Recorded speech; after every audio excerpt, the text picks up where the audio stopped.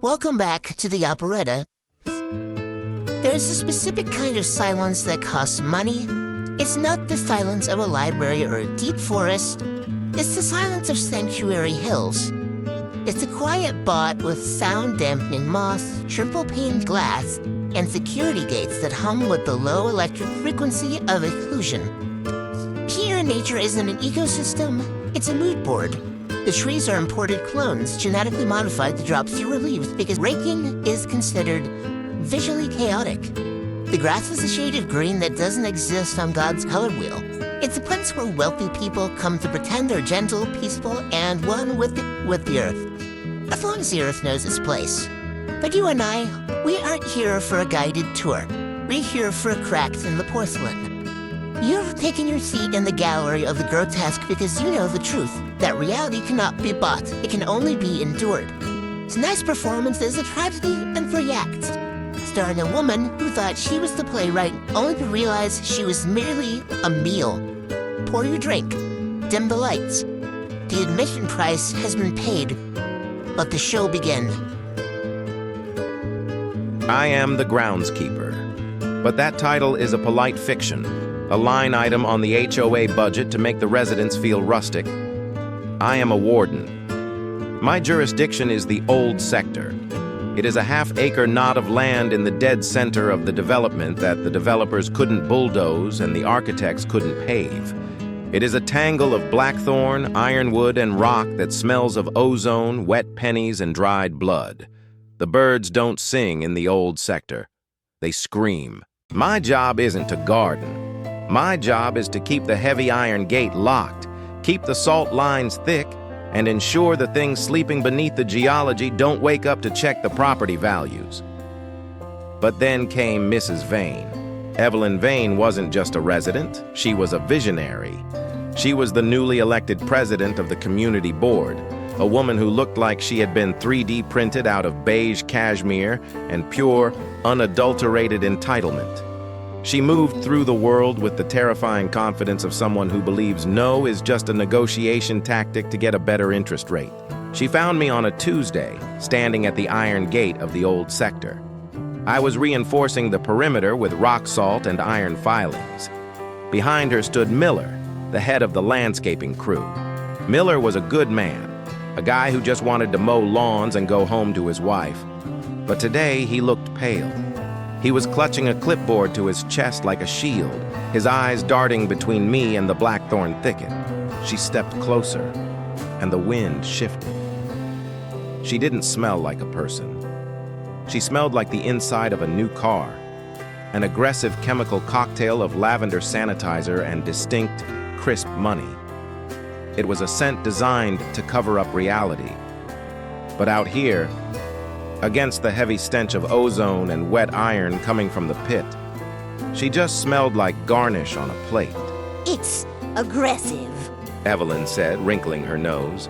Her voice was light, airy, and carried the distinct chill of a morgue refrigerator. Miller agrees with me, don't you? Miller. It feels entirely too medieval for the aesthetic we're curating. Miller flinched, clutching his clipboard tighter.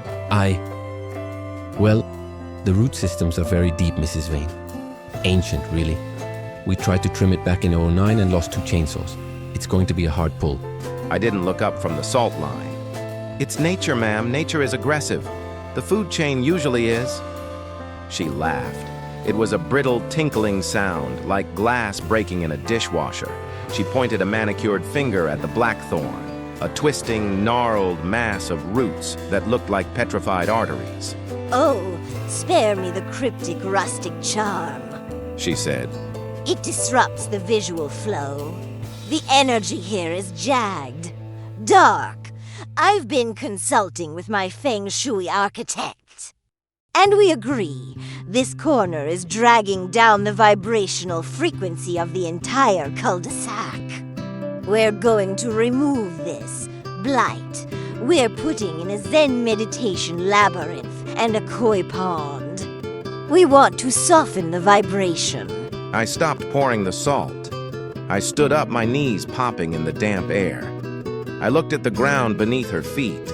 where the earth felt fever hot to the touch despite the November chill. "Mrs. Vane," I said, keeping my voice low, scraping the bottom of my throat. "You don't want to dig here. This isn't topsoil, it's a capstone. The thorns aren't weeds, they are rebar. They are holding the door shut. You pull that plug and you aren't going to get a koi pond. You're going to get a funeral." Evelyn sighed, a long, dramatic exhalation of boredom. She checked her watch, something gold and Swiss that cost more than my truck. I don't pay you for poetry, groundskeeper. And frankly, I don't pay you for opinions. I know you enjoy your little kingdom, but we're moving past this gothic aesthetic. You're fired. Effective immediately. Miller has the heavy equipment coming up the hill right now. Hand over the keys. I looked at Miller. He wouldn't meet my eyes. He was staring at the gate, and I saw a bead of sweat roll down his temple despite the cold. He knew.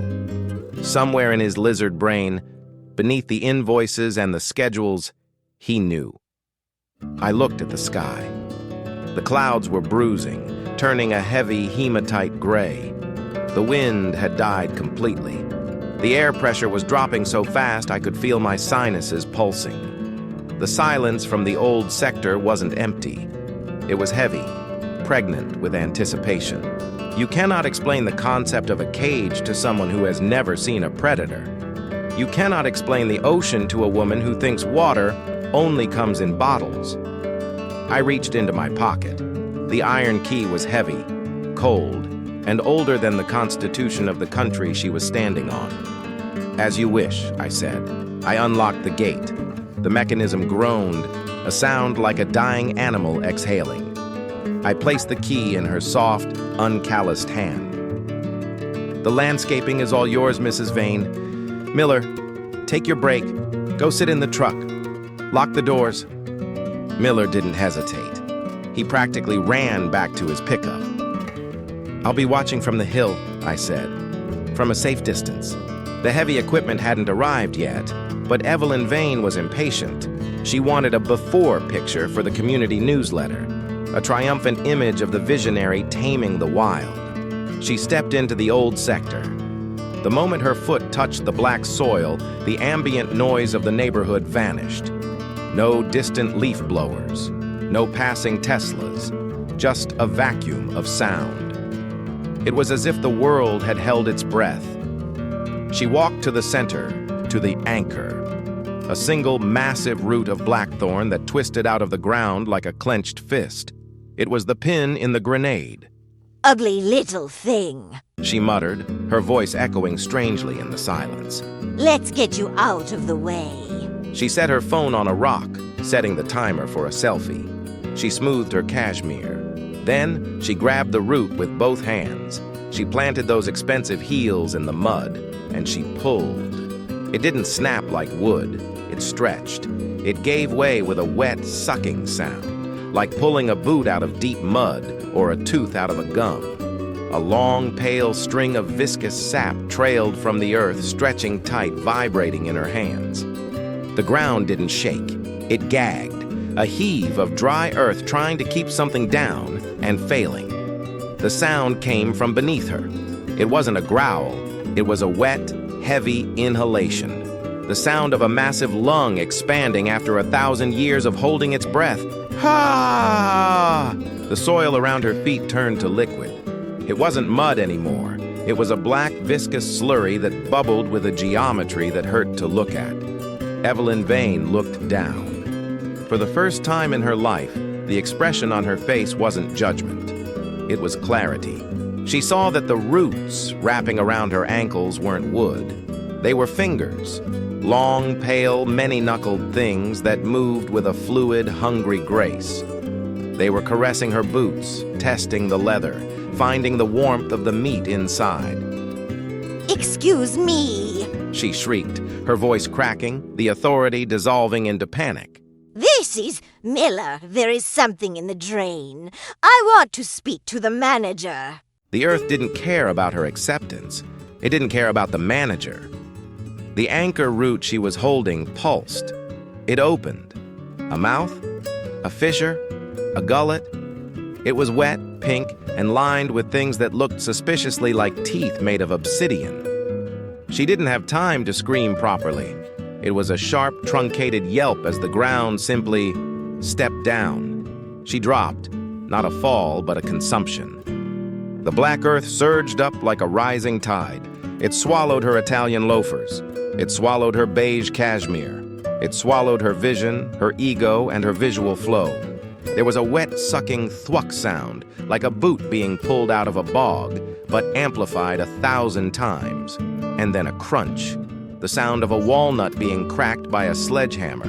And then she was gone. The ground sealed instantly. The blackthorn snapped back into place, knitting itself together with a speed that blurred the eye. The shivering stopped. The silence broke, and the distant hum of Miller's truck engine returned. I walked down from the hill. Miller was watching from the cab of his truck, his face gray. He rolled down the window just an inch. Where? Miller stammered, his voice trembling. Where is she? Did she leave? I looked at the old sector. In the exact spot where Mrs. Vane had stood, the blackthorn had shifted. And there, rising from the center of the gnarled wood, a single flower had bloomed. It was large, fleshy, and a deep arterial red. But it wasn't a normal bloom. The petals weren't delicate. They were thick and soft, with the distinct fuzzy texture of high-end cashmere. The center of the flower wasn't pollen. It was a glossy, wet leather. It was the perfect aesthetic. It was the ultimate integration of design and nature. It pulsed, slowly, digesting the vision she had brought to the soil. "Change of plans, Miller," I said, my voice even. The client decided to go with a more organic approach. She's become a permanent part of the installation. Miller looked at the flower. He looked at the pulsing leather center. He swallowed hard. So, no koi pond? He whispered. "Permit denied," I said. Miller didn't ask another question. He put the truck in gear and drove away, faster than the speed limit allowed. I walked back to my shed and poured a cup of coffee. It was black, bitter, and hot. I picked up the termination notice she had given me. I looked at her signature at the bottom, a swirl of arrogant ink. I dropped it into the trash. Mrs. Vane wanted to get back to the roots. She wanted to be one with the earth. She wanted to deepen the community's connection to the land. I took a sip of coffee and watched the red flower sway in the breeze.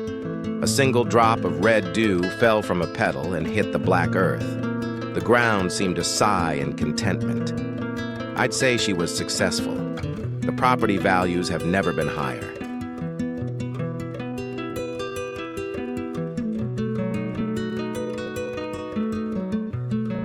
Nature doesn't negotiate. It doesn't care about your HOA bylaws, your net worth, or your aesthetic.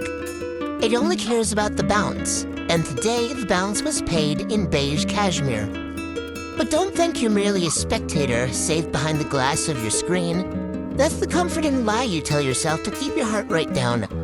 You see, a story like this isn't just entertainment, it's a hitchhiker. By listening, you've opened the gate. You've invited the concept of the feed into your mind, and ideas have a specific way of taking root in the gray matter. You didn't just watch a story, you swallowed it. And now it's part of you. A little heavy in the stomach, isn't it? It's just the digestion process starting. You are the soil now. I wonder what will bloom. If you want to keep the rest of the garden dormant, if you want to keep the heavy iron gate locked for another week, you know the ritual. Leave a like and subscribe. It's a small offering to the algorithm, a little bit of digital blood to keep the beast fed so it doesn't come looking for a more direct meal. The hunger is satisfied, for now. Until the next movement, try to sleep well. I'll be watching from the hill.